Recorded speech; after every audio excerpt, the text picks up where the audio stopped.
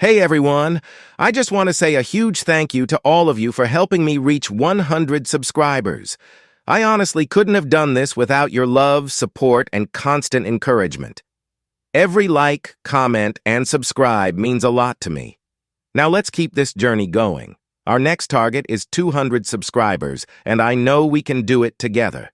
If you enjoy my content, don't forget to like, share, and subscribe. Let's grow as a family. Thank you once again. When Luffy vanishes inside ancient ruins, the Straw Hats are pulled into a terrifying journey through his past. Trapped within Luffy's memories, the crew witnesses moments of brotherhood with Ace and Sabo, childhood pain, and scars Luffy never shared. As past and present blur, the Straw Hats must confront truths that were never meant for them to see, learning what truly shaped their captain. To escape, they must not only find Luffy, but also come to terms with the weight of the memories he carried alone. Disclaimer: this story do not belong to me. The author is Warm Memories and Brotherly Bonds by RoseDragonWitch. Respect to author. Chapter 53, The Power to Shorten One's Life. Chapter 52, The Power to Shorten One's Life. You've done a lot of stupid things before, Luffy. Nami shrieked out, but this is by far one of the dumbest. They're gonna kill him. Usopp cried out, silently saying a prayer for Luffy's soul as the shattered mast created a slight fog of ice around him. They could see through that ruse right away though. He was trying to use that as cover to try and escape before the admirals noticed he was gone. Luffy had even shifted into his second gear for the 100th time that day and disappeared. That's never gonna work, Sanji shouted out, as he spotted the admirals following him with their eyes. But even if he could fight them, there's no time. Chopper shouted out, staring at the executioners, who were both ready to chop Ace's head off, and he had to fight the whale that was threatening to come. And you think that they're gonna just let him go that easily? Zoro demanded, especially since anyone who might back him up are all on the other side of the wall. Not only that, but Luffy's taken a real beating here, Robin added in concern. I don't know how much longer he can stay on his feet at this rate. But he's been doing good so far. Usopp pointed out, it doesn't matter how good he's been doing, it's all about how long he can keep it up. Nami said fearfully as Kizaru suddenly disappeared. What happened next was over so quickly that she didn't realize what happened until she heard Luffy's cry of pain.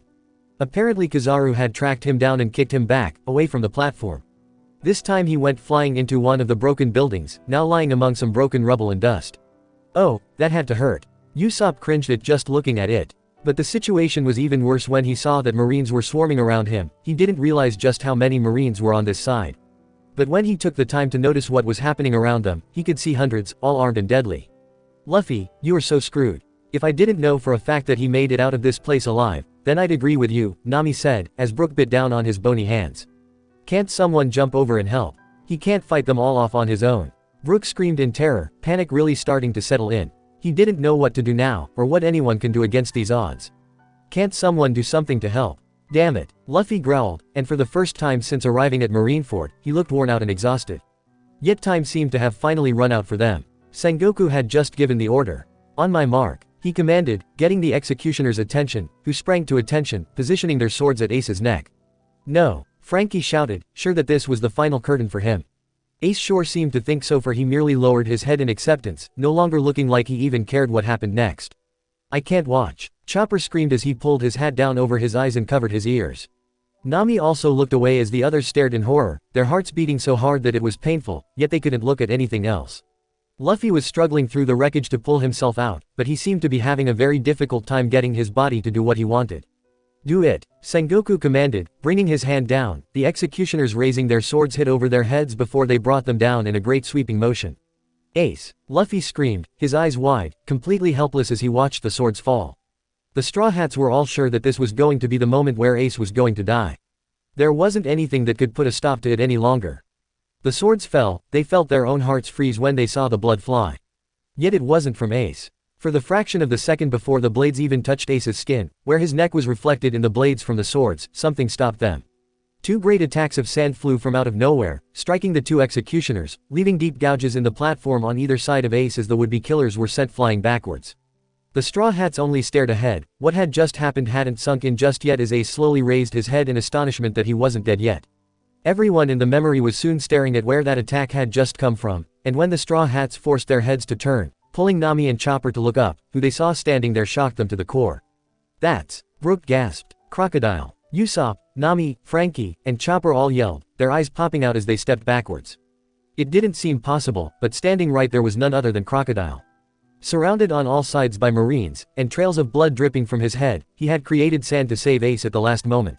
"What's going on?" Nami gasped. "Crocodile actually saved Ace. This has got to be some trick." Usopp shouted, unable to really believe what he was seeing, even as he rubbed his eyes hard to make sure that they were working right. "Where did he even come from? I guess that he must have went over the wall with all of us." Looking at Ace, Robin said, her heart pounding hard. "But why?" Nami gasped out, not understanding this at all. Why would he do that? Why would he save Ace? She was looking at Robin since she knew him better than any of them, but even she looked at a complete lost as to what to tell her.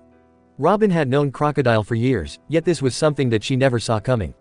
Sengoku looked livid and just as surprised as the rest of them as he stared around, trying to figure out where that attack came from. Who is responsible for this? Crocodile just made a huff sound, as if he could think of 100 things better to do with his free time. "I thought that he was busy trying to kill Whitebeard," Zoro stated in bafflement. But now that he thought about it, they lost track of him after they heard him shouting at the old man after he had been stabbed. Of course, with the walls rising up and death raining from the sky, it drove everything else from their minds as they focused only on making sure that Luffy made it through it alive. "Bastard!" Sengoku yelled furiously as he glared down at Crocodile. "I thought that we were lucky with you here since you have an old grudge against Whitebeard, Crocodile." "That was the impression I got too," Frankie said, blinking hard as he shook his head hard to snap himself out of his stunned stupor. Luffy, who finally looked away from Ace, as if making sure that his brother's head was still connected, to see who he had to thank for giving them a little more time. "Him," he shouted, anger mixed with the relief on his face. "I don't blame him," Zoro couldn't help but mutter, hating the fact that they owed that Croc a debt now. But he would worry about that later, his main concern right now was Luffy avoiding dying. But Sengoku's cry was clearly heard from over the wall, and they heard Jinbei's voice shouting out in confusion, "What is this? You were trying to kill the old man not a moment ago. What caused this change of heart?" "That's what I want to know," Usopp said at once. "What is going on? Why would he save Ace when he hates both Luffy and Whitebeard?" "Knowing him," Robin said darkly, "he just did it on a whim." And that seemed to be the answer, for Crocodile couldn't have looked less interested in what he had done as everyone stared at him, as if afraid of the answer. "That weak, dying old man?" he finally asked in his usual bored tones. "Oh, I can kill him whenever I want later. But right now, I simply don't want to see any of you Marines celebrating before that." "That's the reason?" Frankie asked seriously, just so that he could tick them off. "Well, if that was the reason, I say that he sure did it," Nami said, so much relief washing through her that she felt lightheaded and she sat down. For that moment, she thought for sure that Ace was going to die. Though she knew that it was bound to happen here sooner or later, just the thought of seeing that moment is enough to send waves of terror through her body. Sengoku looked like he was ready to start breathing fire as he glared at Crocodile, his eye twitching and a muscle going in his forehead.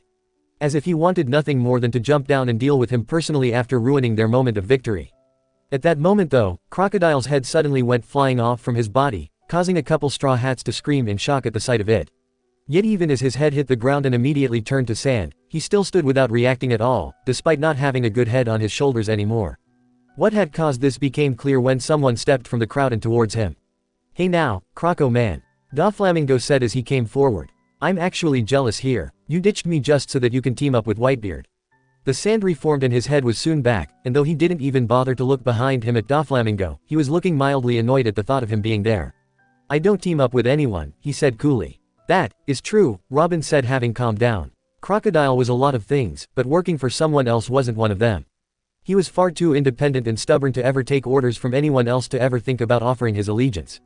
Even when he joined with Luffy in escaping Impel Down, that was an alliance that had been born out of necessity and was only temporary. No other reason. "So you're brushing me off?" Doflamingo asked, that same smile on his face as if enjoying playing around here. "Pretty much," Crocodile stated before he suddenly spun around as Doflamingo raised one of his legs and Crocodile's hook struck with the warlord's foot, the shockwave from when they collided so great that the first few rows of Marines were sent flying back. "Call me crazy, but something tells me that they don't like each other," Frankie couldn't help but say. Yo, quick pause, smash that like button, hit subscribe if you're new here, share this video, and tell me in the comments which part you're loving the most. Crocodile never spoke about his fellow warlords, Robin confirmed. "I don't believe he saw eye to eye with any of them, to be honest." "That doesn't surprise me," Nami said, looking up at them before she tried to push herself up to her feet just as Luffy was pulling himself together. I don't know what just happened, but Ace is safe, they heard Luffy muttering to himself as he looked up to where Ace still was and, thankfully, still with his head. He's alive, but I hardly call him safe, Zoro added bitterly as Luffy was now trying to get back up. Luffy-san, please, Brook begged, wishing that Luffy could give his body just a few minutes of rest if nothing else. But then again, it wasn't like he could rest here. And as the shock of seeing Crocodile fighting with Doflamingo started to wear off, the Marines remembered what they were supposed to be doing and went back to trying to stop Luffy as well. Get out of my way! Luffy shouted as he kicked what had to have been a full unit of Marines away from him.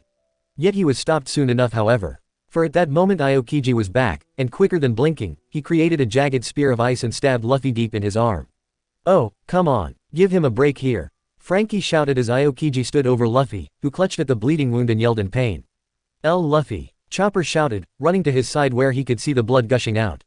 Yet it wasn't as bad as he first feared, for it hadn't yet hit an artery, but with all the blood he lost since the start of this crazy mission of his, he didn't want to think of how much worse it could possibly get. Luffy's health was in serious danger here, and if they didn't do something soon, there's a chance that he could actually. He shook his head not wanting to even dare think of something so horrible. But it was hard to think that way as Luffy's screams yelled in his ear as he held onto his arm. Damn it, that hurts. No duh, that hurts. Nami screamed at him, knowing that ice could be sharper than any blade.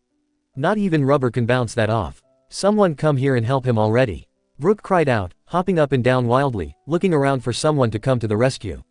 But so far, no one did, and Aokiji wrenched the spear out of Luffy's arm, causing him to yell even louder in agony. I owe your grandfather a great debt, Straw Hat, said Aokiji, and he didn't look the least bit happy about what he was going to do. Yet, he raised up the deadly icicle anyway as he stated, but you leave me no choice. You chose this path of death yourself. Sorry, Luffy, get out of there, Robin called, Sol's face flashing in her eyes as he was frozen solid. Damn, I hate just standing here and watching everything. It's completely stupid, Sanji shouted out in frustration, aching to kick that bastard across this battlefield. It's already history, Zoro said through gritted teeth. We can't change it. Doesn't mean that I have to like it, Moss head, Sanji snarled back as Aokiji brought the ice down, ready to impale Luffy again, this time aiming for the chest. There was screaming coming from the Straw Hats as they saw the ice glinting forebodingly, but then something kicked it from Luffy at the last moment. They jumped back to see the bluebell flames erupting, forming a kind of shield in front of Luffy in the form of Marco the Phoenix appeared, having knocked the ice right out of Aokiji's hand. That's that guy, Marco, Chopper cried out in shock. Amazing, Robin said, her eyes having a little bit of a shine again. So it's true about the rumors about him. He has the powers of a phoenix, a mythical zone fruit. Mythical, that's one of the rarest ones out there. Sanji cried out in shock. Mythical, Brook repeated, sounding lost as Robin explained. They are some of the rarest of all the devil fruits out there, Robin explained, so rare that even Logia devil fruits are easier to find than them. These are able to give a person the power to transform into creatures from myths, such as a phoenix in Marco's case. The powers that they are given are also unique, even among devil fruits. Though we already met one with a mythical fruit once before. Do you remember Pierre? Pierre, Chopper repeated as he thought back. Oh, you mean that horse bird? He asked her. Yes, Robin nodded. That was the Pegasus model. But the Phoenix, that is something that is truly amazing to see. I'm just so happy that he saved Luffy here, Usopp whimpered in relief as Marco's body continued to burn with the blue flames as he glanced at Luffy. Luffy, holding onto his bleeding arm, and was breathing hard, glanced up at him before he said gratefully, thanks for saving me. Marco just grinned at him as he said, don't mention it. I like him, Frankie decided with a grin. He reminds me of me a little bit. Kicking ass and doing it while looking freaking cool about it. Yeah, but I have a feeling that Marco can kick your ass, Usopp pointed out. Maybe 2 years ago, Frankie retorted, but I'd like to see him fight against the super new improved Frankie. And Usopp and Chopper cheered loudly when Frankie posed for them, as the others merely rolled their eyes at their antics. Admiral Aokiji, one of the Marines shouted out, shocked that anyone could have stopped an admiral's attack like that. It's him, another shouted, that's Commander of the 1st Division, Marco. Now we have 3 of them who jumped through our blockade. 3 devil fruit users managed to make it over the wall. And the sounds of cannons were going off from the other side of the wall, as if trying to prevent anyone else from jumping over to join the fight. But they could hear screaming and shouting as what sounded like Laboon had just come up and was causing trouble. But they found out what it was soon enough, for Oars the giant turned and seemed to be waiting for something when they heard a Marine screaming out, it can't be. There's another ship. Huh, I thought that the Moby Dick was destroyed.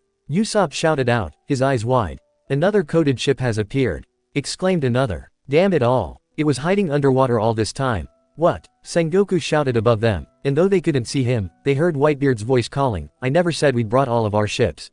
I get it, Robin said, smiling in understanding. That was clever, they had another ship waiting for him directly under them all this time in case something happened. So now they have a chance to break though. Usopp said as he looked up to where Oars was, and knew that they had their pathway ready. Why can't our plans ever work out like this? Nami couldn't help but ask, remembering that their plans were all mostly thought up on a spur of the moment and could easily get them all killed if it went wrong. Why question them when they work out so well though? Frankie asked, wondering what kind of ship that Whitebeard had waiting for them. He got his answer soon enough, for one of the Marines shouted panicky, they brought a paddle ship. They're heading straight for the plaza. Don't just stand there then. Someone barked, sink it like we did to the Moby Dick. Something tells me that they aren't going to let that happen a second time. Brook said. Oars reached behind him and with a loud crashing sound, a large ship with paddles on either side of it, with the hull looking much like how the Moby Dick looked, came barreling in. Not sure how it happened, it looked like all the Whitebeard pirates had grabbed hold and were either on the deck, or hanging onto the sides for dear life as Oars used what little strength he had left to actually lift the massive ship right over the ledge, and it fell to the ground inside the plaza with a crash. The Marines screamed as some of them either ran or became crushed by the vessel. He's pulled the ship ashore, cried one Marines. They've broken through the encirclement wall, shouted another Marine. All right, Frankie cheered out, punching the air. They finally made it to the party. Like they would have missed it, Zoro smirked, glad that they finally had more backup here, ready to fight off the bigger names here while Luffy could focus on getting to Ace, but as he looked back to Luffy, his smirk faded. He hadn't realized the shape that Luffy was in until just this moment. He was struggling just to get back up onto his feet, sounding like he was barely getting enough air into his lungs, and he was trembling all over. His blood from his many injuries began to drip all over the ground. He was also forced to hang on to some of the wreckage around him to keep him from falling over before he coughed violently. Chopper? Zoro asked, and he was a little surprised to hear how calm he sounded here despite not feeling calm at all. The others were so focused on the ship and the pirates breaking through, they looked over at him, wondering just what he wanted. Zoro just pointed at Luffy, and when Chopper spotted him, he gasped a little before he ran over to check on him. Luffy, stop, you're pushing yourself too far here, Chopper said, fear really settling in here. He knew that Luffy had to have pushed himself far during this war, but this was worse than he first thought. He was slowly killing himself here, and if he kept pushing himself like this, then there's a good chance that he might really. Hey, it hasn't been a full day here. Didn't Ivankov say that shot he gave him was supposed to last that long? Usopp asked anxiously. If he wasn't fighting in a war, then it might be different. But all the injuries and everything he put himself through have gotten even worse. Chopper said crossly. He hasn't given himself any time to rest and recover. He's only going because of that adrenaline, but that isn't going to last much longer at this rate. It's wearing off and he's starting to feel the price of that now. He's feeling pain and he's exhausted from everything he put himself through. He shook his head miserably as he told them, adrenaline causes the heart to beat faster and gives a person energy, as well as increase their strength and speed. But it puts a lot of pressure on their hearts and in some cases, cause the heart to stop. What? Brook gasped in horror. Ivankov seems to have only given Luffy enough to keep him going, but not enough to actually cause enough damage. Robin nodded grimly, but it's not the adrenaline that's doing this. Luffy's slowly destroying his own body from the inside all on his own. Then stop him, Nami cried out in terror. If you know how to touch him here, then be my guest. Zoro barked at her, personally wishing that there was something that she could do to stop Luffy from killing himself here. She glared back at him, tears poking at the corners of her eyes as Luffy was still struggling just to get up. The cheers from the pirates broke into them out of their thoughts, and they stared ahead to see that the pirates were looking like they wanted to pay them back for their hospitality from before when they were trapped in the bay. Robin looked at the surrounding wall and the stunned looks on the Marines' faces. She had seen this before many times, how most people seemed to be under the impression that pirates were nothing more than ignorant savages, incapable of intelligence. They had seemed to assume that they never would have thought of a way out, let alone right into the plaza. Now that encirclement wall looks like it may work against them since they're all trapped inside with the enemy. The pirates clearly thought of this and cheered as they vowed that they were going to save Ace and take down the Marine headquarters once and for all. Old man, Ace screamed out at the sight of them all. Whitebeard glanced up at him and asked, you still got your head, Ace? Yo, quick pause, smash that like button, hit subscribe if you're new here, share this video, and tell me in the comments which part you're loving the most. Just barely, Nami gulped down painfully, unable to shake that image from her mind. It was awful. It was like they were trying to draw out the moment of Ace's death for as long as possible, torturing them with the vague hope that he might be saved in the end, only for them to be crushed in the end. Whatever servant of fate that thought of this whole thing had a sick and cruel mind. Oars was breathing just as hard and painfully as Luffy, seemingly fighting just to remain conscious this time. We made it, he grunted in that loud voice of his. Now we can rescue Ace. Oh, wow, Usopp said in silent awe. This guy was so badly injured, yet all he could think of was saving his friend. Truly an amazing man, giants were some of the most incredible people he ever knew. But then his rage grew as the Marines opened fire on him, and his scream of pain seemed to shake the ground. "No, stop," Usopp screamed out as the Marines continued to shoot at Oars, determined to bring him down no matter what. "He's one of the biggest threats here," Sanji pointed out, making himself heard. "And I don't mean just because he's big. As long as he's there, then they'll have his strength to back them up." But all the Whitebeard pirates were screaming out in horror at seeing their friend getting blasted like this, all of them screaming out his name and even fighting the Marines to get them to stop. But the damage seemed to have been done. He had been determined to do all that he could to try and reach Ace, yet the injuries were just too much even for him. His eyes turned glassy as his blood continued to drip all over, but he slowly turned his head to his friends and comrades below him and made only one request before his strength gave out. "Everyone, save Ace," he croaked out, silently pleading that they do what he no longer could, and suddenly he fell, falling forward and no longer moved as he laid there. The Straw Hats stared with their eyes wide at what they had just seen, no one sure what to say. Chopper stepped forward anxiously before he stopped, not having the slightest clue what to do anymore. Oars might be dying right now if he wasn't already dead, and he couldn't do anything to help him. Not him, not Bon Clay, not Ace, or even Luffy. What kind of doctor was he? His shoulders quaked as he began to cry all over again, unable to believe that he still had tears to shed after all that he had seen tonight. Robin merely knelt down to pat him gently on the shoulders as she looked up at Oars and all the yelling pirates who were screaming his name in fear, crying for him to wake up. She couldn't help but be struck by the bonds these pirates. The Marines may seem them as monsters who would gladly sell each other out and abandon them, but the fact was that in most cases, pirates were more loyal to their crews than the Marines were. And here was the proof, all these pirates coming together for the sake of saving one life. She looked up to see Ace's grief-stricken face as he stared down at them all. She couldn't help but wonder what was going through Ace's mind when he saw all these people here for him. Did he still see himself as someone who should never have lived? For this was déjà vu for her. Once upon a time, she stood in the clutches of the world government with the people who mattered most to him in the world was looking up and determined to do whatever it took to save them. She remembered exactly how she felt and she knew that she always would. That joyous moment when she had realized that even if the world saw her as a monster, there were those who wanted her to live. Even though she knew the tragic outcome, she hoped that Ace found the same answers she spent a lifetime searching for. But something caught her eye and looked back to see that Whitebeard had moved forward until he was at the front of his ship, with everyone freezing to look at him, wondering just what he was going to do now. He then suddenly jumped down from his ship, much like how he did the first time, and when he landed on the ground, it cracked and broke apart from the force of the impact. "They are so screwed," Frankie whispered as the Marines began to panic that he had fully entered the plaza, and began to take aim at him. Whitebeard raised up his bisinto before he called in warning to everything behind him, "Stand back, my sons." The blade glowed almost sinisterly, before he sent Marines flying backwards, screaming all the way by cracking the very air itself. Any poor Marine who was even remotely near him was sent flying back, crashing painfully and didn't move again. "Damn, he just keeps getting scarier and scarier," Sanji whispered, wondering just how strong this guy could keep getting. Just then, the commanders all jumped in to join the fray, for though most of the Marines were taken out from that last attack, they were still stuck dealing with the more powerful ones, all of which were ready to fight. "What are they going to do?" Brook gasped out, knowing that they were still too far from the platform and they still had an army to fight their way through. "The only thing they can do," Zoro said firmly, "keep going forward and fight." Whitebeard then took a deep breath before he cried out for everyone to hear, "All right, men. We're going to save Ace. And destroy the Marines, once and for all." "Yeah." The pirates cheered, wild up and looking like some kind of demons from hell at the thought of tearing these Marines apart. "Yeah." Usopp and Chopper both cheered out as well, forgetting that they were next to useless here, but his words seemed to spark them all with an eagerness to fight that they kept forgetting that they weren't there for real. The pirates all began to charge forward, the commanders right in front as everyone followed after them and the two sides clashed once again. The battle went on from where they left off back in the bay, but there was more desperation for time. Here, it was all or nothing for both sides. The Straw Hat's main attention was on Luffy however, who had finally managed to push himself up to his shaky feet, and seemed to force his body to try and walk forward.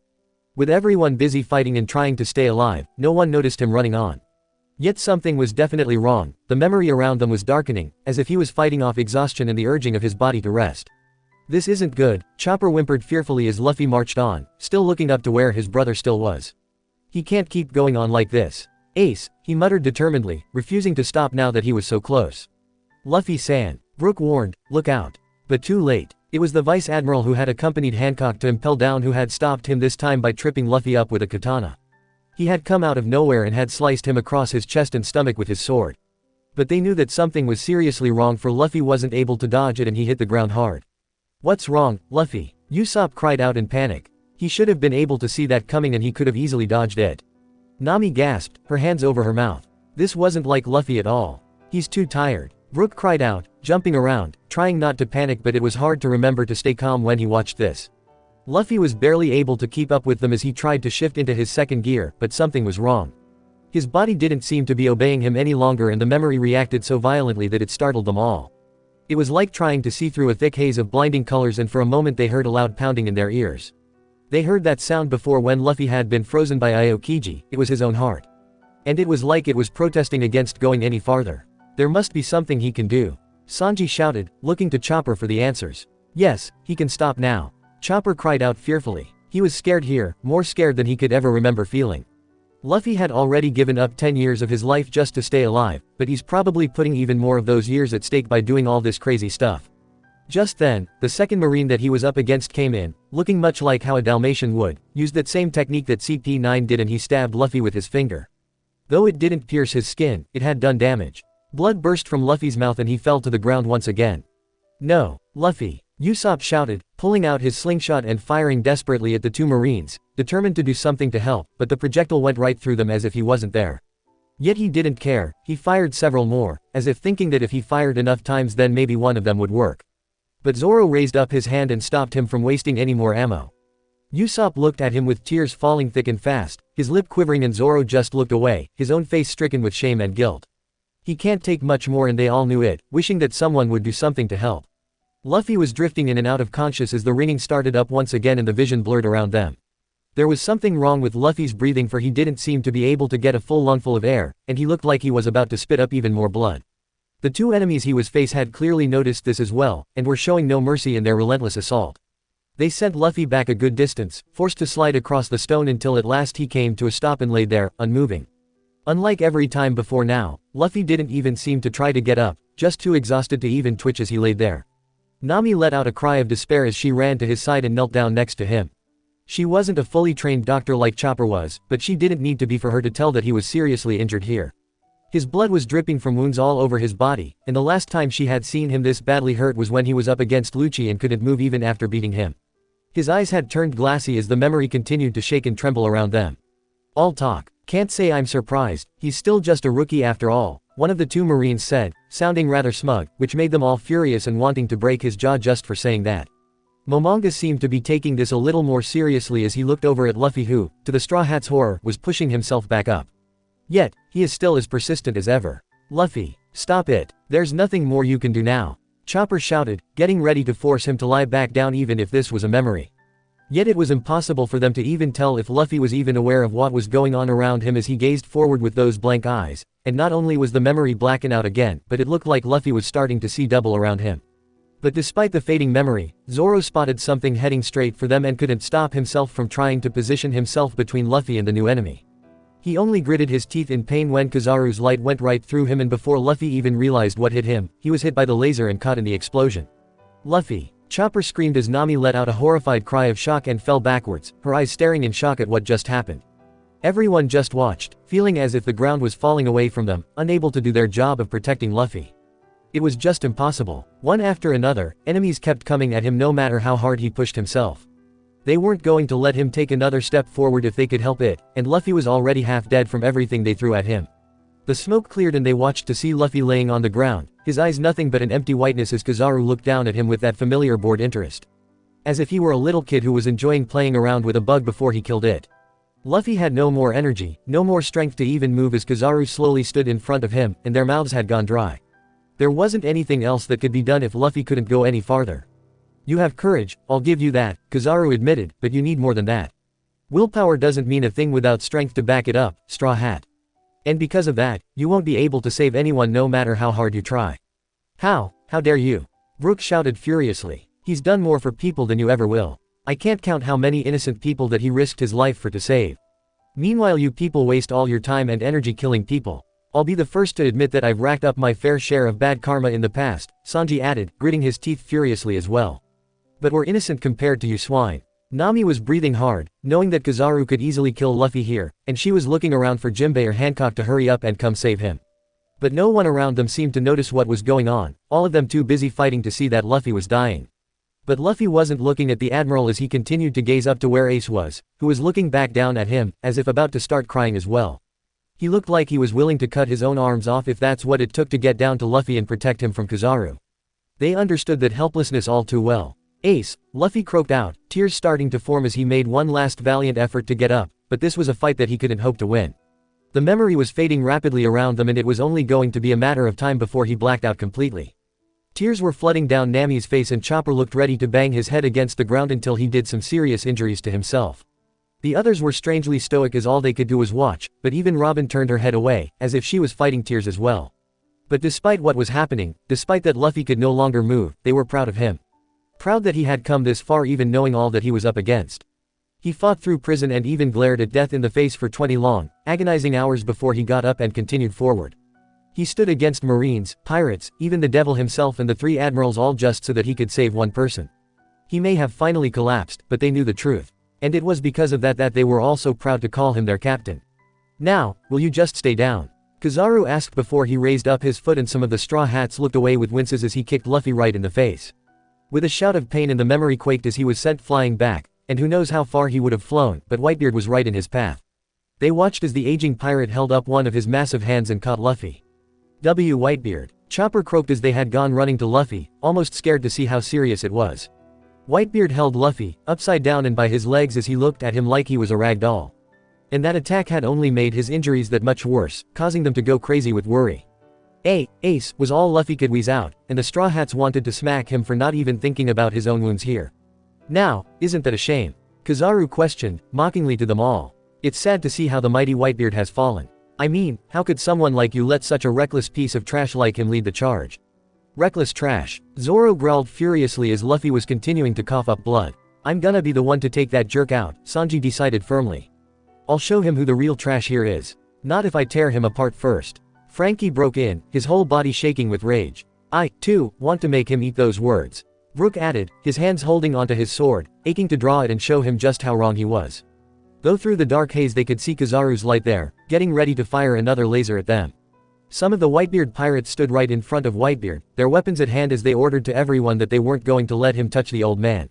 Oh, Kizaru asked with amusement, isn't that admirable? I'm surprised that you even know what that word means.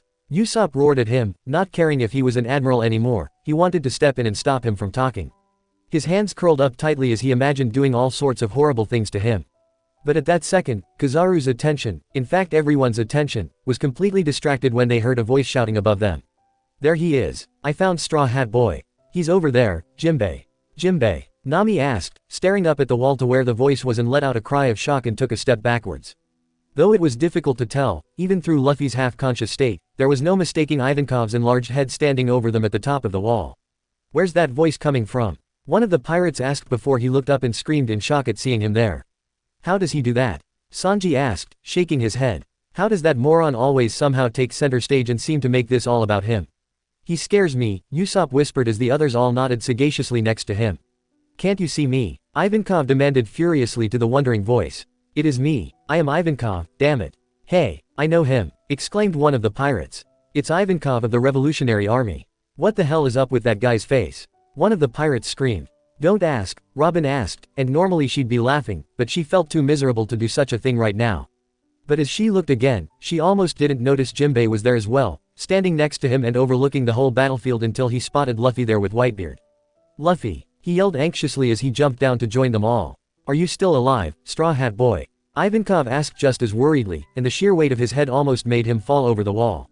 He managed to stop himself and stood there, all of them amazed that he was able to do so with all that weight on his shoulders. Yet it was short-lived, for he ended up toppling over in the end and fell with a large crash right on top of some of the pirates and leaving a crater where he landed. I honestly don't know what to say to that, Frankie said, shaking his head as they all felt sweat drops around their heads. If nothing else, he's good for comic relief, Robin sighed. What a noisy guy, Whitebeard stated calmly. You have no idea, big guy, Sanji muttered as Luffy let out a feeble groan, his eyes blinking open a little as he looked around, seemingly lost as to where he was. That last kick had seemed to knock him senseless, as he tried to grasp what was going on. Eva, Jimbei, he mumbled as his eyes tried to focus on them, and recognized who they were at least. But as he saw his friends there, it seemed to bring back everything as his eyes seemed to clear slightly and he struggled to get down. Let me go, old man. He shouted at him, I gotta, let me go. No, don't, Chopper shouted. He knew that he sounded cold here, but if Whitebeard let him go then Luffy was just going to keep going until he got himself killed. There just wasn't anything else that he could do right now and Luffy needed to think about his own health. Thankfully, Whitebeard seemed to realize this as well. He's done more than enough, he said before he tossed Luffy over to his men, still limp but far from lifeless. Hurry and treat his wounds. Got it, Pops. Some of them cried, catching Luffy, looking ready to give him some medical treatment. But Luffy was still fighting, struggling to get them to let go. Back off, he shouted. Let me go. Hey, kid. Stop. Calm down. Yeah, don't do that. We gotta get you to a doctor, or else you're gonna. Please listen to them, Luffy. Nami gasped out. They're here to help you. Yeah, bro, you can't even stand up anymore. Just let them take over, just let them, Frankie tried to say, but his words died in his throat as he looked up to where Ace was. Damn, they were so close too, and it must be eating Luffy up inside at the thought of how he was out of the fight for now. But Luffy refused to listen to reason as he finally broke free, hitting the ground and rolling over despite the blood that dripped off him. I got to save him. He shouted out, don't you dare get in my way. He was struggling to pull himself up and was forced to use one of the nearby pirates to pull himself up, shaking him the whole time as he shouted, Ace is my only brother in the world. The words echoed around the vanishing memory, his eyes full of a wild desperation that they couldn't remember seeing in there before. He was losing his mind here, giving his all to save his big brother, and it might have been a mixture of madness and delirium that was causing that demented look there. I'm Definitely, I'm gonna save him. He screamed out at the top of his lungs, throwing the man aside as he tried to run, but even he had his limits. For he managed to stagger just a few steps before he collapsed once again, and this time, he didn't get up. The memory finally blacked out around them as Jinbei's voice sounded like it was growing farther and farther away. Luffy-kun, hey, this is awful, another voice said anxiously. Please, doctor, Jinbei's voice said as it echoed away from them and Chopper's ears perked up at the word, doctor. Do whatever you can to keep him alive. Luffy-kun, hang in there, Luffy. And the memory finally blacked out completely. The Straw Hats all felt as if their hearts were being torn from their bodies and then forced back inside their chests. Luffy had given his all here, but it just wasn't enough to see him through till the end, and yet, they were so glad that it was finally over for him. He would be taken from the battlefield, and at last he would be treated. They all looked at each other, each one of them silently wondering if Luffy learned of Ace's death when he awoke.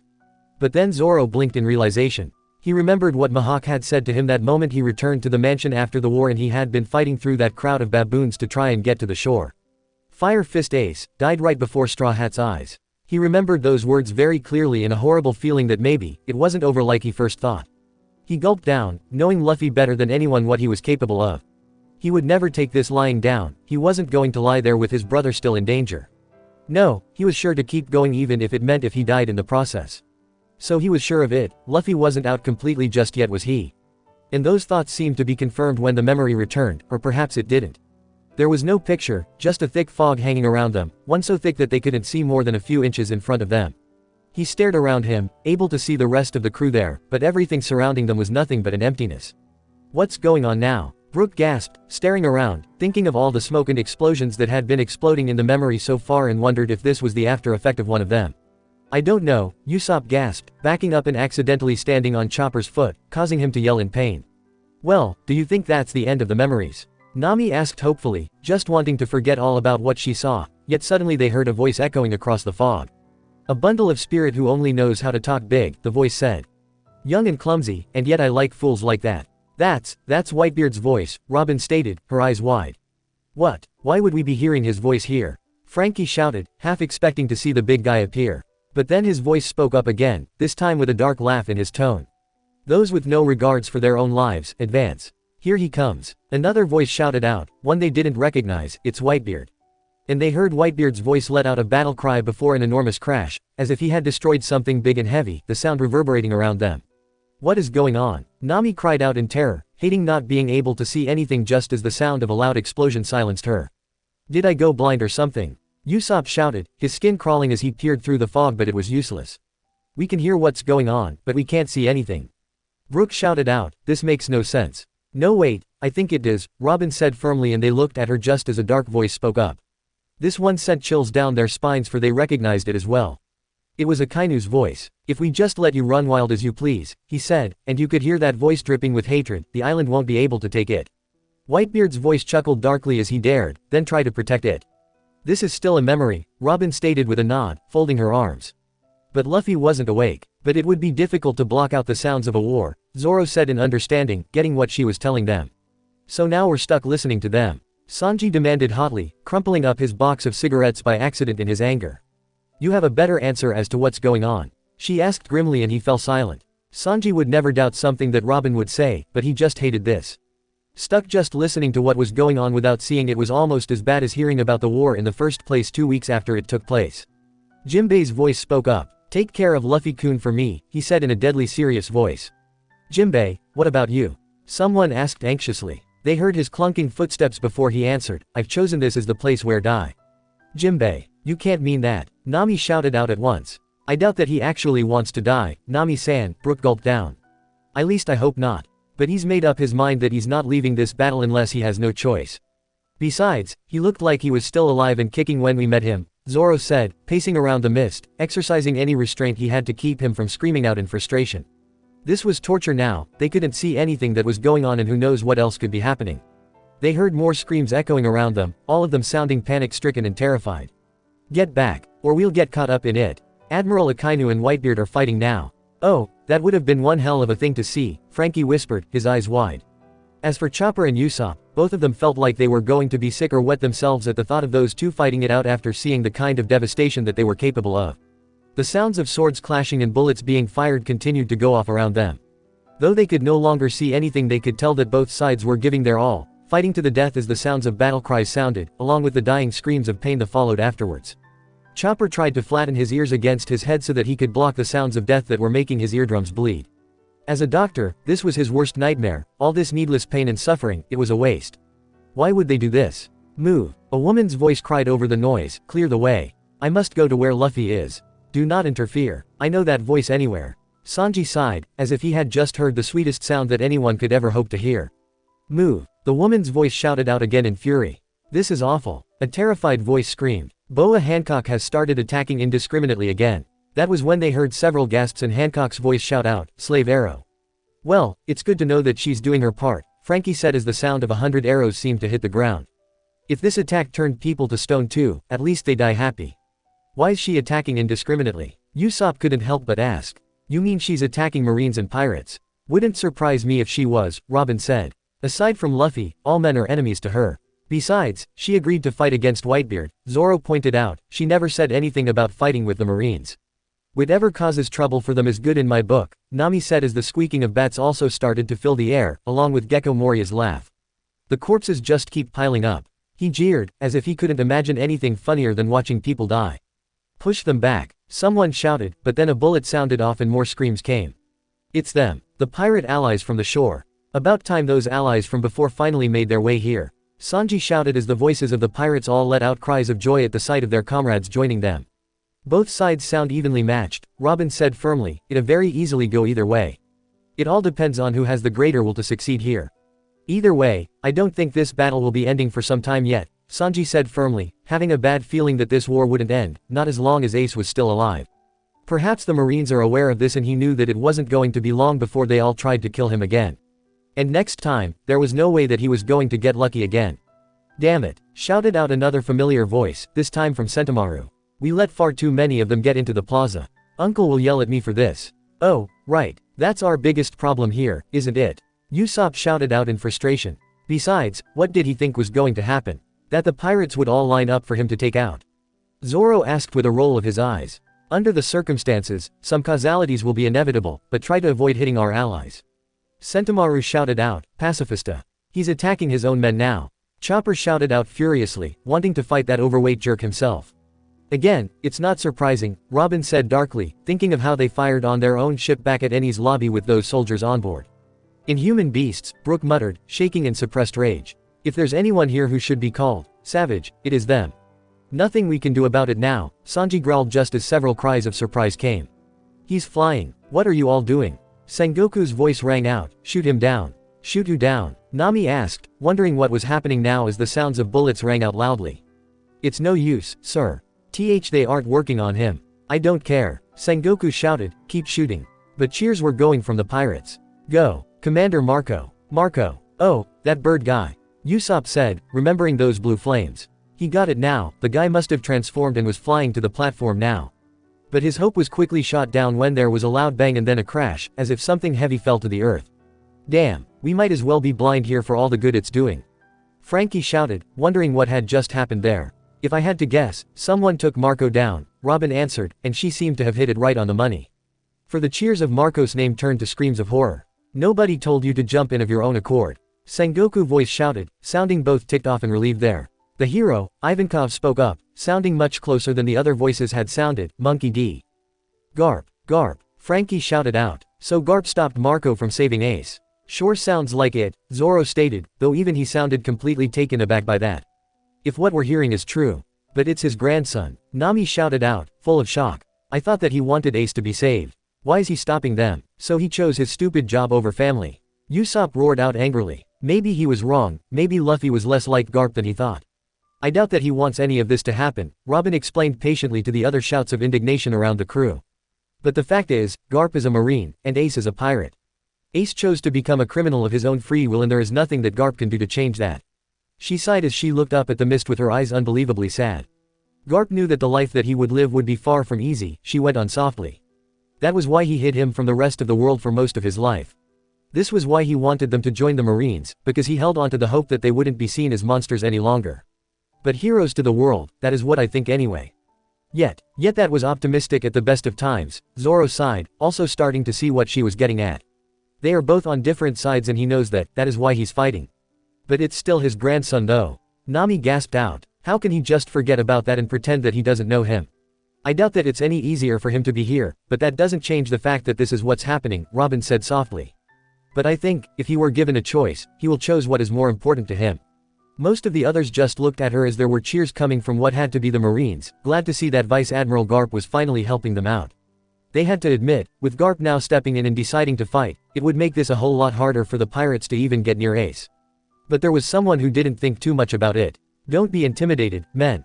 Whitebeard's voice suddenly cried out. He's just a feeble old man, now. Feeble. He's anything but feeble. Usopp gulped, thinking of all that he put Luffy through when he was a kid. Don't forget that you belong to the same generation, Whitebeard.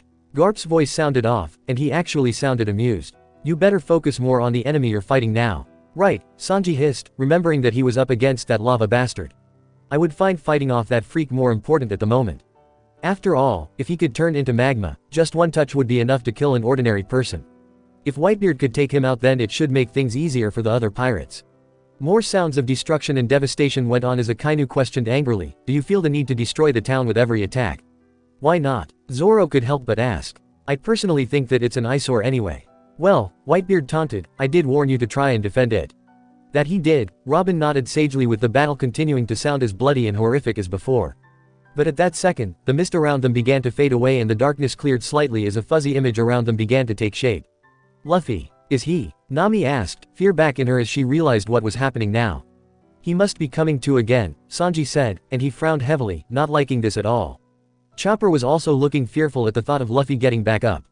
For if he did fully regain consciousness, he'll try to go running off to save Ace again. He would be pushing himself even more and then he could end up doing a lot more damage to him. But then, he tried to reason with himself, Luffy was too weak to even move at the moment. That brought him some comfort even if it was a cruel thing to be thinking of. But he only wanted for Luffy to come out of this mess alive. No matter what happened, he knew how this nightmare would end and he didn't want Luffy to experience any more pain than he was forced to up till now. It was mostly a swirl of color and random shapes around them, but the voices that were talking above him were much clearer than they had been a minute ago. And they recognized Ivankov's voice among one of them. How is he? Ivankov's voice asked, sounding closer than ever and there was true anxiety in his tone. They knew that he could only be asking about Luffy. How is he? Repeated another voice, in this condition, emergency treatment isn't enough. He needs proper medical care. So what are you all waiting for? Frankie demanded, hurry and take him somewhere safe where you can treat him already. Yes, please, Chopper sighed, planning on watching over every move that the doctor, who was going to be treating him, did. And he was going to memorize those injuries so that he could tell Luffy off for them later on.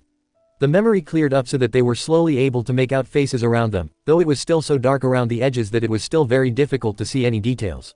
Luffy must have been close to blacking out completely, yet the memory cleared enough for them to see Eva standing right in front of them. Luffy was still lying on the battlefield, where he collapsed before, and was looking just as weak and beaten up as before. Ivankov was looking up at the execution platform, but seemed to accept that there was no more that Luffy could do either. And he said the words that they had been hoping to hear. "Hurry up and take Straw Hat Boy to a ship." He ordered some nearby pirates and they let out sighs of relief, well, all for one that is. The memory cleared a little more and Luffy's eyes fully snapped open, clearly having heard that order and he wasn't going to stand for it. His hand shot out and he grabbed hold of Ivankov's ankle, startling them all. Yet even this simple motion seemed to be too much for Luffy to take, for the memory cut in and out dangerously. Just keeping his eyes open and even just breathing seemed to be using up what little strength he had left. "Eva," he whimpered out so feebly that some of them had to kneel down next to him to be able to hear what he was saying. They had never heard him sound like this before, sound so weak and helpless, and he knew that as well as they did. He knew that he was in bad shape, but that still wasn't enough to stop that wild look of determination burning as strongly as ever in his eyes. Zoro recognized that look anywhere. It was the same one that said that Luffy was no longer thinking about himself, he's not looking to save himself anymore. He was resorting to any means necessary to act what he needed to do. And he was willing to sacrifice himself in the process if that was what it took. "You're still awake," Ivankov gasped out, having clearly thought that Luffy was down for the count. "Luffy," Usopp whispered anxiously as he was now only able of keeping one of his eyes open in a valiant attempt to stay awake. "I don't like that look there, that's never a good thing," Nami said, recognizing that same look on his face that Zoro did. He gasped out, "have one last favor to ask you." "Last," Brook repeated hoarsely before he shook his head hard. "No way, I refuse to believe that. Don't you dare start talking like that, Luffy-san. You're not going to die. He can't do anything anyway." Sanji stated firmly, "He can't even move. There's no way that he's going to be able to do anything that he wants to." But that wasn't right. Robin's eyes widened in horror as she realized who Luffy was begging this favor for. There was one way for Luffy to keep going. But that would mean, she looked up at the others, and she caught Zoro's eye, who looked at her in confusion. But after staring at her fearful look, he quickly looked back to Luffy and Ivankov, his eye lingering on Eva for a long moment before he seemed to put two and two together. He looked back at her, white as a sheet as he realized what must have happened. "One last favor." Ivankov yelled down at him, "Don't say such ominous things." The noise from nearby explosions had just gone off so that even though they saw Luffy's mouth move, they couldn't hear what it was that he was asking. Ivankov clearly could however, and his eyes widened so big that it looked like they were about to pop clean out of his head. "What?" Ivankov screamed out. He was staring down at Luffy with his eyes full of shock, looking like he was convinced that he had lost his mind. The other Straw Hats hadn't been able to hear about what this last request of Luffy's was. But Ivankov clearly heard it and he obviously didn't like a word of what he heard. "Please, Eva," Luffy begged, using what little energy he had into squeezing Eva's ankle. "Are you sure about this?" Ivankov asked, his voice croaky before his eyes narrowed in anger, as if furious that Luffy would dare ask this favor. And that was when he said what was the cause of his anger. "You want another shot of the tension hormones?" he demanded hotly and Chopper gasped, falling back, his breath caught in his throat. "And no, he can't be thinking of using that again." He screamed out in terror and he actually ran over to Luffy's side again, trying to touch him so that he could shake him for daring to think of doing something so stupid. "Are you trying to kill yourself, Luffy?" he hollered at the top of his lungs. "Why? What are you talking about?" Brook asked, not understanding anything that was being said.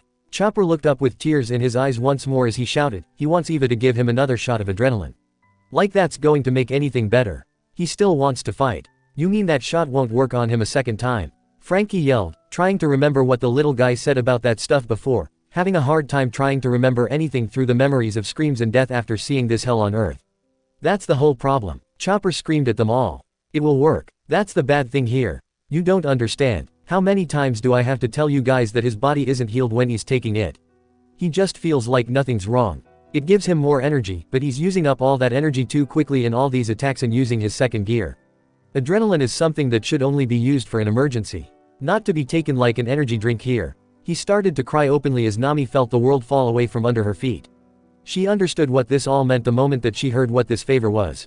She looked down at Luffy and knew that he had lost his mind. After seeing all the damage he had taken since entering Impel Down into this moment, how many lives did he think he had to spare? She understood why Ivankov seemed so freaked out by the very thought. For if Luffy does take it again, he could very well die, and they never would have guessed it. "That's too reckless." Ivankov screamed down at him, "Don't you see what you're asking? We fought together all the way from Impel Down and even then you pushed yourself too far. Your body had been fatally poisoned and then brought straight back from death's door. You pushed it past your limits. Luffy, don't do it," Usopp shouted out, unable to bear seeing Luffy continue like this. "Please, let the others handle it." Even now, Luffy was still attempting to get up, but his muscles refused to listen. Meanwhile, Ivankov continued to shout at him, as if he thought that if he explained once more, he could get through his thick head. I've told VU before. This isn't anything but used for an emergency treatment. Nothing more. He screamed. It just tricks VU into thinking that you're alright. If you keep on deceiving VU your body like this, then VU really will die once this is all over. Please, Luffy, there's got to be something else. Brook cried, actually pulling at his afro, showing just how afraid he was here. That idiot won't listen, Sanji hissed, wanting to strangle that guy for putting them through this. Think about Ace and what you'll put him through if you do this. Usopp added, wanting to slug someone here. You think that this is what he wants? Think again, he wants you to live. Even if he lives here, he'll never get over this if you die. Scream all you want, Zoro said bitterly. That won't change anything, we all know what Luffy's like. Once that moron makes up his mind, then there's no way to change it. The memory started to darken even more by now. But he was able to grab hold of Ivankov's collar and dragged him down with such force that Ivankov was forced to his knees as he continued to stare at him. The words that came out of Luffy's mouth next scared them more than anything else that they had seen that night. As long as I've done all that I can, he gasped out, determined to let him know what he thought. Then I don't mind dying. What did he just say? Brook whispered as everything faded around them so that they were half convinced that this one part of the memory was all that was left. All they could see and hear was Luffy and Ivankov, with Luffy just admitting that he didn't care if he died here so long as he could keep going. He knew that if he took that shot one more time, then it was as good as a death sentence. Please, Luffy begged him, raising his head up and staring desperately up at him as he looked ready to cry. Let me fight, Eva. If I can't save Ace, then he seemed to have trouble trying to think of the right words, but the next second he seemed to realize that he didn't care what he said anymore and shouted out, then I will want to die. The silence was so heavy around them that it seemed to be pressing in on their ears. The sounds of the battle had faded away to them, so it felt like standing in an empty void. None of them could truly believe that they heard right. That Luffy declared that he would want to die and follow after Ace if he failed to save him here. He wanted to save Ace more than anything else, his brother's life meant more to him than his own. Luffy, Usopp whispered, feeling like his own heart was crackling into pieces. What about all of us? How can he not care about how we would feel? Didn't Luffy understand what he meant to them? That he was more than just their captain. He was their friend, and more so than that, he was like family to them all. They would fall apart without him there. What point would it be to go on alone? After all that we went through together, he's not even bothering to care what we would have to say. Nami shouted out, crying again as well. She felt like she had just been given a hard slap in the face to hear those words. You don't stop living just because someone else has. She understood that when she saw her mother die, they want you keep living. Because, Robin said softly, love makes us do the stupidest things. Suddenly our own safety doesn't seem important when you're fighting for someone else. She could see where Luffy was coming from. For she once gave herself up to the world government because she wanted to protect the crew that she had grown to love more than her own life. The idea of being away from them hurt her more than anything else. If she was forever meant to be alone, then she would rather die to save her the pain. But, Brook sobbed out, not knowing what to say anymore. He wouldn't have a life if it wasn't for Luffy, he owed it to him. And yet, he was talking about dying. He wanted to be there if he could just talk to him and remind him that dying wouldn't do any good. It would just remove one brave, wonderful soul in the world. The government may see him as a demon, but Brook knew better. This world was a better place with Luffy in it. Desperate times, call for desperate measures, Zoro said softly. If you could save someone you care about, even if it meant that you would die in the process, would you do it? They looked at them, at least half the crew was crying, and even Robin had a few tears threatening to fall. It's one thing to be willing to give up your own life for someone you care about, Zoro said grimly. Another to see someone that you care about sacrificing everything for you. Sanji looked at him for a moment before he sighed and looked away, merely gently touching Nami's shoulder in a comforting way as she cried. Moss Head may be an idiot to him, but he would know better than anyone about willing to die for someone. After all, he protected Luffy with his life back at Thriller Bark, maybe that was the main reason why he didn't want Luffy to ever know. Sanji knew that he would never have wanted to see that look of horror on one of his crewmates' faces if they knew that he almost died for their sakes. Though painful to hear those words, he could understand. Besides, how useless were they all here? He was stuck running around in a dress on a pink island for crying out loud. He was more than useless when this was happening. Though that really made him think. He couldn't help but wonder, did they all end up forgetting about Luffy while this war was going on like he had? If that was true, then they really had no right to criticize Luffy for risking his life like this, did they? Eva, Luffy yelled out, still trying to pull his wounded body along. Please, let me fight. Ivankov just looked at him, torn between smacking him and letting him do this if it made him happy.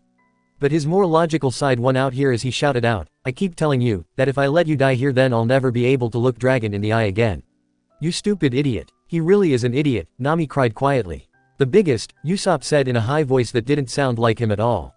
Luffy ignored Ivankov's words as he looked back to where his brother was still trapped, waiting his death. The memory turned almost completely black again, with only Ace's face clear. Ace, Luffy croaked out. And seeing that seemed to have been the final straw for Ivankov. Looking like he was doing something against his will, he said, "Fine."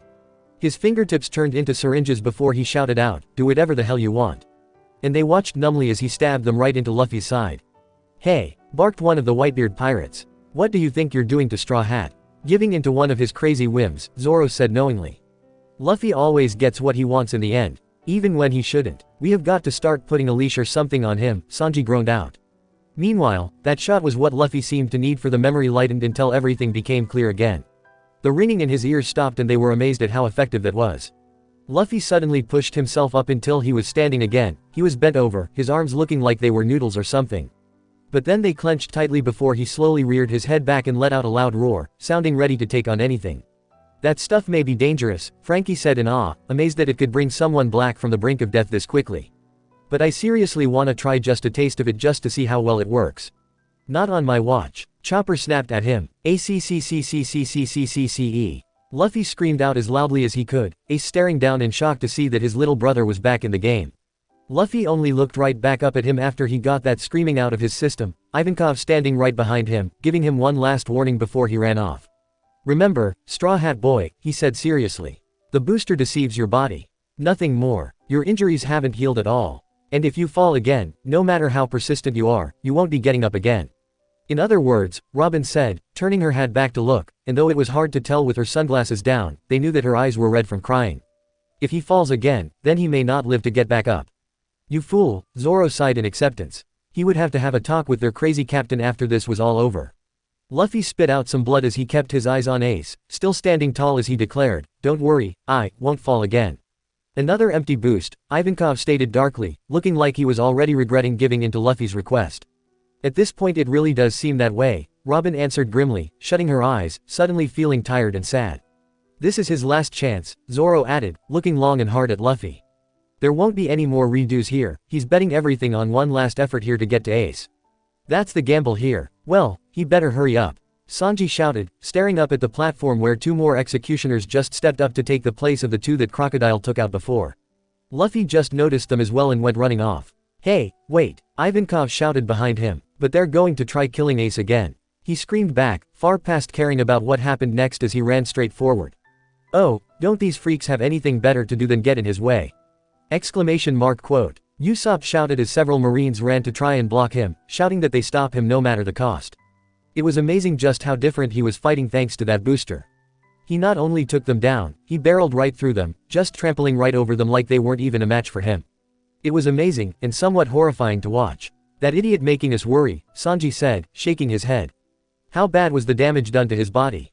Brook asked Chopper, who couldn't have looked more angry at himself for not able to answer. "I don't know. I wasn't there to treat him when this was all over," he cried out. "But if he doesn't rest, and soon then he..." Disclaimer: this story do not belong to me. The author is Warm Memories and Brotherly Bonds by RoseDragonWitch. He didn't dare say what he was thinking, and no one dared to press him to finish those thoughts as they continued to watch Luffy charging right through the Marines as if they were just minor annoyances. "Chopper," Nami said firmly, anger building inside her, "when we get him back, I want you to give him a full medical checkup, you hear me? I don't care if you have to knock him out first. But I want to know just how serious all that was." She didn't care if Luffy objected to it all, she just couldn't stand back and watch as he was half killing himself here. "I'll keep him held down if he fights," Usopp said firmly as Chopper nodded in agreement, promising that he wasn't going to let Luffy leave the medical room until he gave him a long checkup. Luffy was soon surrounded by more Marines, and he looked ready to continue fighting his way through until Ivankov appeared right behind him and nearly batted his eye at them, sending them flying off. "Where does he keep coming from?" Zoro couldn't help but ask incredulously. "I don't know, and I don't care," Usopp said resolutely.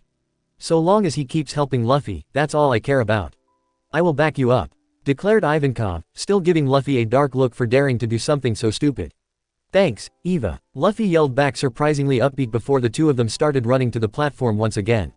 Yet, through the rubble and haze left from that last attack, was someone waiting for Luffy, though this was someone they sure never expected to see there. "Kobe," Usopp yelled in shock. "What's he doing here?" Nami shouted, her eyes widening. "That idiot," Zoro hissed. Now, he admitted that Kobe had gotten much stronger than when they first saw him, but he shouldn't be here. He was no match for all the powerhouses fighting in this war. It was a miracle that he managed to live even this long.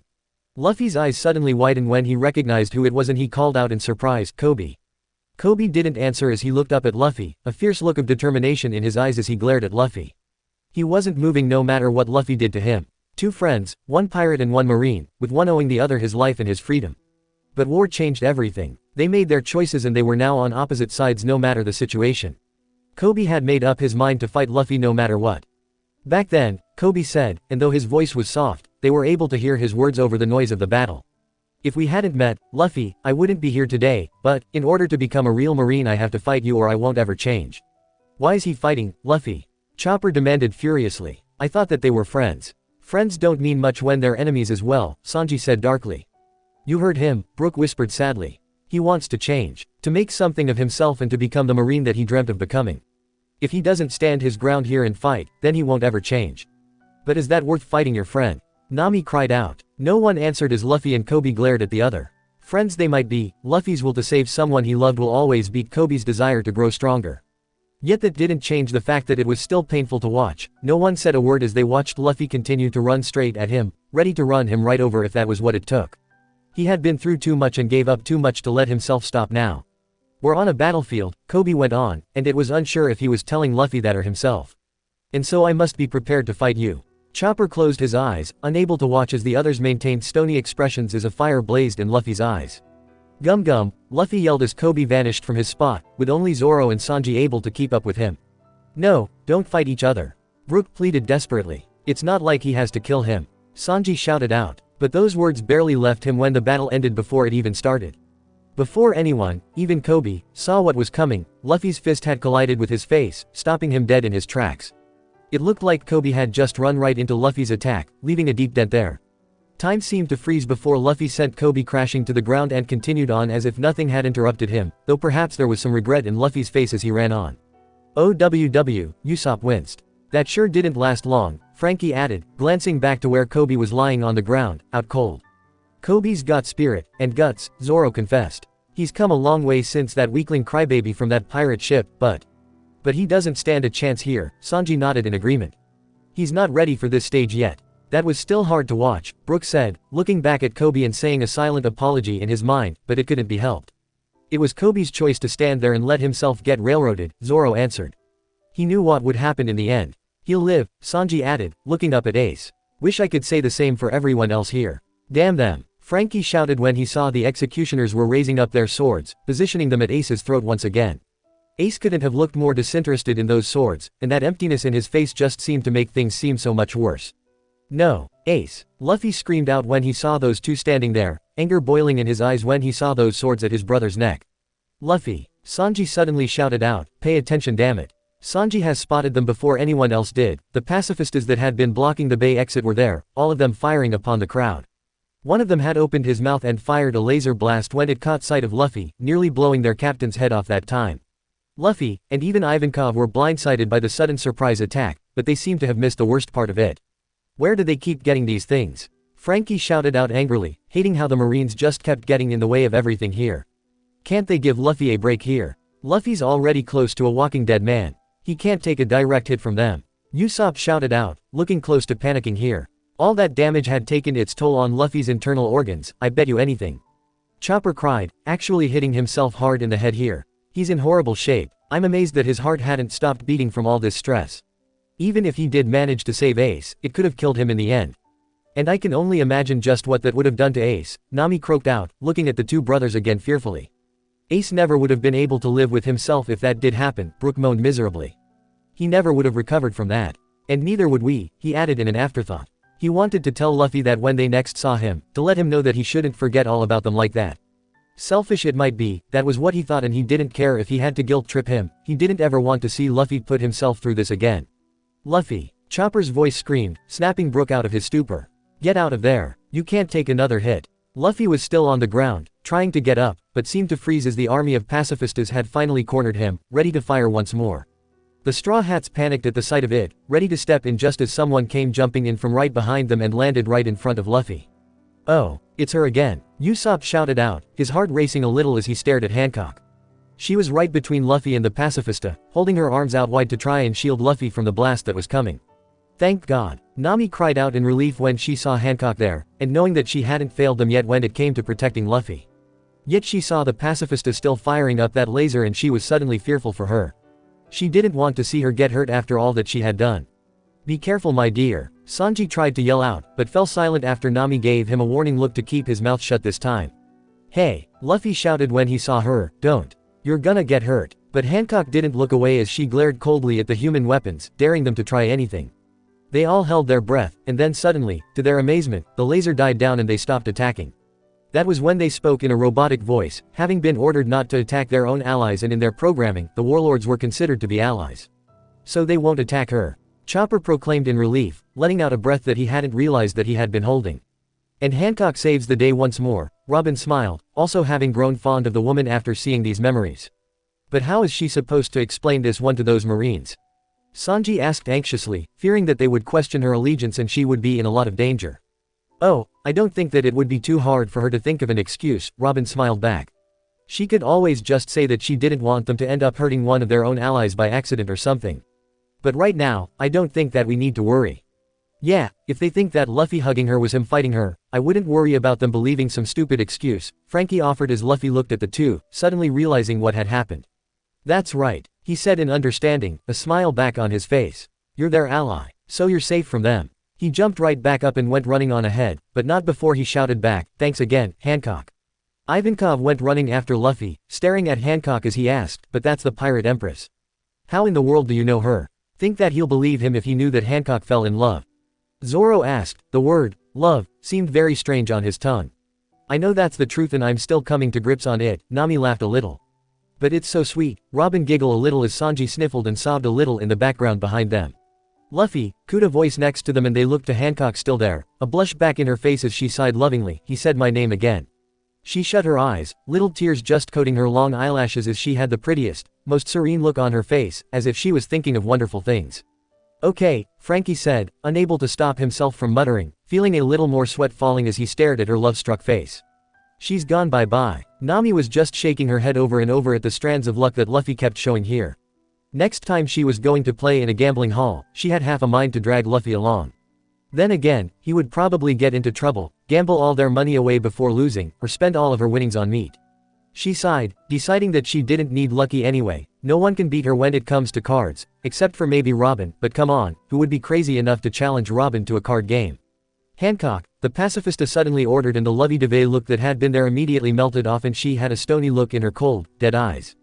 It was hard to believe when they were so warm and happy a second ago. Move Hancock, the pacifista stated and they knew that thing was just about to get sent to the recyclable bin for that. Hancock suddenly leapt up and prepared herself for a kick as she demanded, when did I give you permission to say my name? And she kicked at the pacifista's head, turning it to stone, which cracked and broke apart. She beat it with just one attack. Usopp shouted out in shock, his jaw falling open. And it took all of us just to barely beat one of them.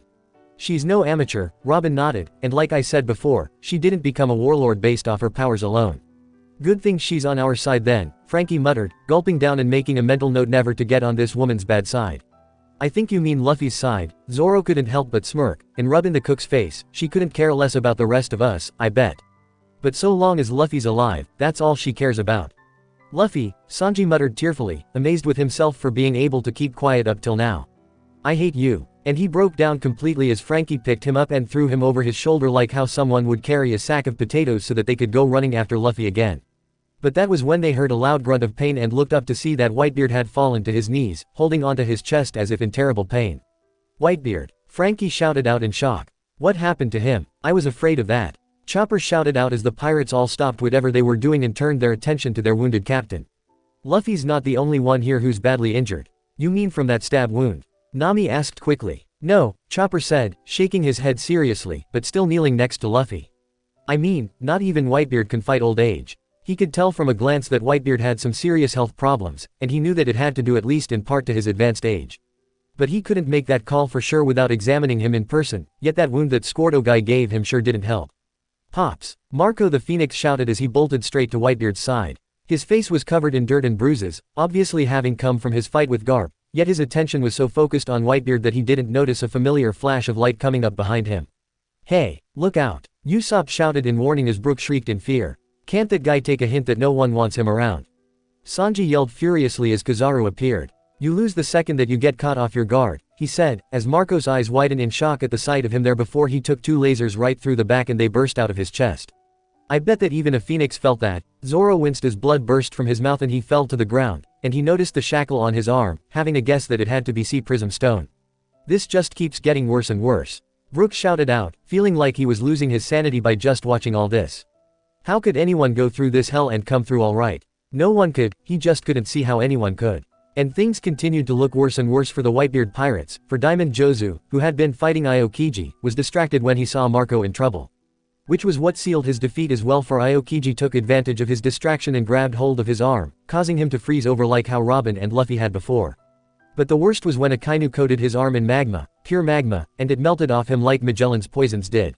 Yet it was impossible to say which was worse at the moment, for he struck Whitebeard while he was down by punching him right in the chest, causing screams of shock coming from most of the Straw Hats. They could see the magma melting Whitebeard's skin, blood gushing out of the open wound and staining the ground as Whitebeard coughed up blood. "Oh God," Usopp gasped, fighting the urge to retch at the sight of it all. Truly feeling the hopelessness sink in around him. He honestly didn't see how there was anything that could be done to save Ace now, and he hated feeling so useless here. A fist of lava right to the stomach. I don't see how anyone could survive that, Brook croaked, unable to bring himself to turn away from the horror show. "Pops," Ace shouted from above them, his eyes wide with terror. "No, don't just stand there," Sengoku bellowed from the platform. "Attack together and bring down Whitebeard. I don't see you doing anything useful," Frankie taunted, wishing that he could just slug the guy already. But the Marines were opening firing at Whitebeard as at least 4 guys went running up and impaled him with their swords. It was horrific to watch, just him getting riddled with bullets, the swordsmen hanging off him like some kind of insects, but the worst part was when one Marine jumped up to eye level with him and fired a cannon right in his face. Chopper and Usopp screamed as Brook hollered and his hands flew to his face before he remembered that he didn't have one anymore. But for one wild moment it looked as if they managed to blow Whitebeard's head clean off. There was so much smoke from that cannon blast engulfing his head and neck that it was impossible to tell otherwise. "Old man," each and every Whitebeard pirate and ally suddenly ran towards him, panic and rage on their faces as Whitebeard slowly fell. But just as Whitebeard's feet left the ground as he toppled, he suddenly found his footing and stopped himself. "Stay back," he commanded in a thunderous voice. "Wahhhhhh. You mean he's still alive?" Usopp shrieked in terror. "Damn, what is this guy made out of?" Frankie asked, his eyes wide. "I don't know," Sanji said in awe, "but those Marines are screwed now. Please don't destroy the whole island," Brook whimpered, not wanting to see that display of power that he saw before. "Do these guys really think?" Whitebeard began as he took a step forward, making the ground shake. He slowly began to rise back up, the Marines still sticking to his chest like bugs, their faces full of terror as they tried to let go, but had seemed to forgotten how to do so. "They can kill me so easily." Chopper cried out in fear and ducked down, his hat pulled down over his head so far that the rim was touching his shoulders. Terror flooded his body and he felt Usopp also getting down, as if desperate to hold onto something to keep him from getting tossed aside. The others all watched, too shocked to bring themselves to look away, knowing that what they were about to see was something they would never have been able to be unseen. "I don't need any help," he thundered, rising up like some kind of monstrous wave about to swallow a fleet of tiny rowboats. I, the dust around Whitebeard's head cleared as his eyes looked murderous and bloodshot as he glared down at them all. "I am Whitebeard," he declared to the whole world before he held up his Bisinto in his hands, and with a single swing, dug it into the ground. With a mighty cry that would send armies running for their lives, he dragged the Bisinto across the ground. The force behind that attack caused a kind of chain explosion, enveloping those Marines closest to him before spreading out farther and farther away until everyone in at least several hundred yards away from him engulfed in dust. But when it cleared and looked up, that was when they all gasped, too amazed, too stunned to even think of what they could possibly say. For high above them, nothing more than specks, were the Marines that Whitebeard had sent flying off. A whirlwind of wind and Marines continued to swirl around him before he set his weapon at his side, and as soon as it touched the ground, it seemed to break whatever spell he had cast, for everyone caught up in his attack now fell. They dropped like flies from the sky so that it looked like it was raining bodies. "Unbelievable," Zoro said, actually shook up from such a display of pure, raw energy. "He really is a monster," Nami croaked, staring at the towering wall in front of them. Blood continued to pour out of the melted hole in his chest. How could anyone do all this? And not only that, he's got a giant hole in his chest.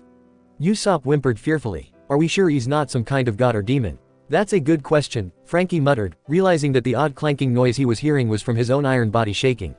I'm more wondering how strong this guy had to be in the prime of his life, Sanji stated with a painful gulp. Well, that attack certainly seemed to have done its damage, Robin said firmly, and with a hint of concern. She was right, for Whitebeard suddenly slumped over in form, breathing hard and blood dripping down from his mouth as well as the wound in his chest. Those combined attacks from the Marines, as well as the attack that he just used, seemed to have been too much for him. What happened? Brook gasped out. Luffy's not the only one who's practically destroying his own body. Chopper shouted out tearfully. He's pushed himself too far. He was in no shape to be participating in a war in the first place. Nami stared from Luffy to Whitebeard and couldn't help but wonder just what it was with men and their damn pride. What is wrong with them doing all this to themselves? Even if they did save Ace, it's not like they could celebrate if they died from their injuries. Do not hesitate now. He has been fatally wounded. Sengoku yelled at the few Marines who remained standing. What is the deal with leaders here just sitting around and not doing anything as they yelled at everyone else to do the job they know they can't do? Frankie couldn't help but ask. Lazy if you ask me, Zoro shrugged, wondering why anyone would want to turn down a chance to fight. But even though the order had come from none other than the fleet admiral, the Marines didn't react at first. After that display of strength that Whitebeard had even after such serious injuries had shook them all to the core, not that they blamed them. Not a single one of them seemed to want to take even a step forward. Yet after a few moments of gathering up whatever courage they had left, they all seemed to just charge ahead and do what they could before their bravery left them again. But Whitebeard didn't seem all that concerned even as he tried to catch his breath. Fatally wounded, am I? He asked, but then to their amazement he began to smile. I think I'm missing something here, Brook gulped, half expecting Whitebeard to go on another rampage again. Instead, however, he started to speak up again. Don't make me laugh. Whitebeard called to them all, standing up straighter so that you couldn't tell that he looked close to dropping dead a moment ago. Do you truly believe that I can die that easily? Do you really think? Yet his strength seemed close to giving out as he staggered, forced to dig his boot into the ground to keep himself from falling over.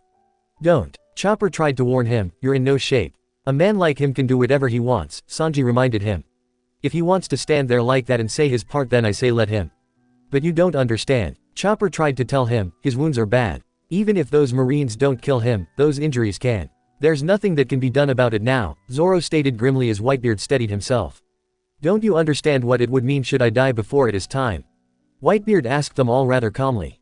Until I can see a bright future ahead for all of my sons, then I will not allow myself to die. I won't. Marines swarmed at his back, each one pointing either a gun or a sword right at him, yet Whitebeard couldn't have looked more indifferent to them all. He ignored them all as he looked up at Ace, who was staring down at him, the sword still at his neck. Right, Ace? Whitebeard asked calmly, and Ace looked choked up as he looked back down at him. Oh, wow, Chopper whispered in awe, holding his hooves up in front of him. He's really just doing all this for Ace and crew, Sanji said, unable to stop the respectful smile coming. It didn't take much for him to see just what made so many people follow after him. Whitebeard-san, what an honor it is to have seen you just once, even if it is just a memory. Brook cried out, you truly are a great man. A man among men, you just refuse to die. One of the Marines shouted out. No duh, weren't you listening to what he said? Usopp snapped at him. Really, how slow were these guys?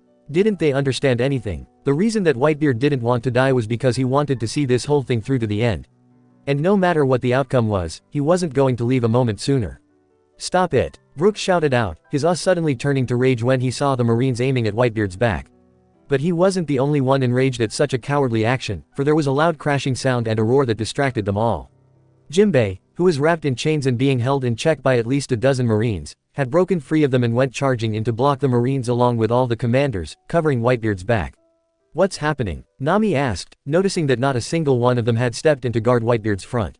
A scar on a warrior's back is considered a great shame, Zoro said in understanding. They're protecting his pride, if nothing else, from cowards who will take a cheap shot at him. Such loyalty. Brook whispered. What are they doing? You mean that they want to die along with Whitebeard? A Marine shouted out, not understanding what was happening here, which caused people like Zoro and Sanji to look away in disgust. How could they have the gall to call themselves fighters and not understand? And they weren't the only ones who realized this.